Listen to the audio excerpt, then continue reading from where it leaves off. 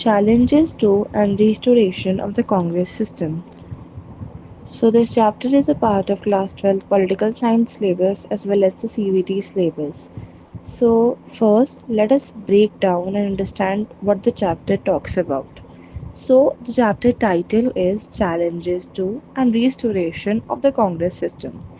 So it means that how the Congress party, which was dominant in Indian politics after independence, began to face serious political problems and challenges in the 1960s, and how Indira Gandhi, a first female prime minister, managed to bring it back to the power but in a new form. First, let us talk about the challenge of political succession. So, as we all know, that our first Prime Minister Jawaharlal Nehru passed away in May 1964. He had been sick for more than a year, and so people naturally started asking after Nehru who will be the next Prime Minister of India. But in a newly independent country like India, there was a bigger and more serious question, and it was after Nehru what? Because many people, like especially our outsiders, were worried that maybe India's democracy might not survive after Nehru. The opinions were different. They thought like India might fail to elect a new leader peacefully, like many other newly independent countries. If there's confusion or chaos, maybe the army could take control over. There were too many problems in India at that time. The period was called the 1960s was called the dangerous decade because poverty, inequality, fights between regions, religions, community tensions were really happening and spreading. So people feared that these problems might break India apart and destroy democracy. From Nehru to Shastri. So when Jawaharlal Nehru died in 1964, many people were very confused and fighting like who will be the next prime minister. But India and especially Congress, the transition between Nehru to Shastri was so smooth that it proved all the critics were wrong.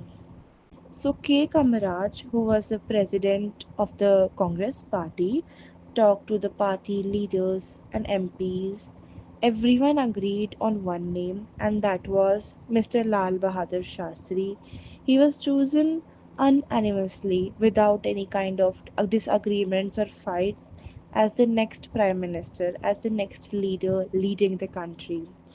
So he became the second prime minister of India. Now let us know more about Shastri. He was a very simple and honest leader belonging from Uttar Pradesh. He had also worked with Nehru for many years as a minister. Nehru had depended on him a lot in his final years.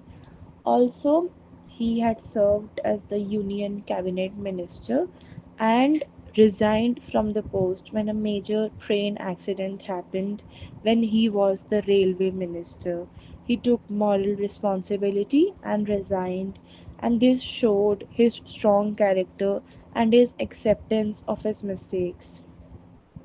Now let us talk about the problems that he faced on his prime minister tenure. So during his short time as a prime minister, which was 1964 to 1966, only and only 2 years, India had faced two big problems.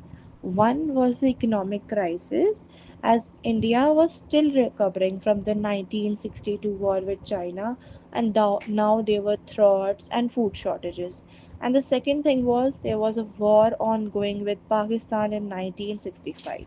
So, to motivate the country, he gave us the famous slogan Jai Jawan, Jai Kisan. But in January 1966, on 10 January 1966, Shastri had went to Tashkent, which was in the USSR at that time and now is Uzbekistan, to sign a peace treaty with the then Pakistan's President Ayub Khan to end the war. But he died suddenly, he expired suddenly, and his prime ministership came to an abrupt end. And his entire nation. After Shastri, Indira Gandhi becomes the third Prime Minister of India. Also, she was the first female Prime Minister of India and a very remarkable and strong leader who shaped India's politics. Second leadership challenge that they faced in just 2 years. Now, there was intense competition between Morarji Desai and Indira Gandhi. Morarji Desai was an experienced leader of Congress. He had been the chief minister of Bombay state, which is now Maharashtra and Gujarat, and also served as a union minister. Indira Gandhi was the daughter of Jawaharlal Nehru and had been a Congress president before and had recently worked as the information minister in Shastri's cabinet.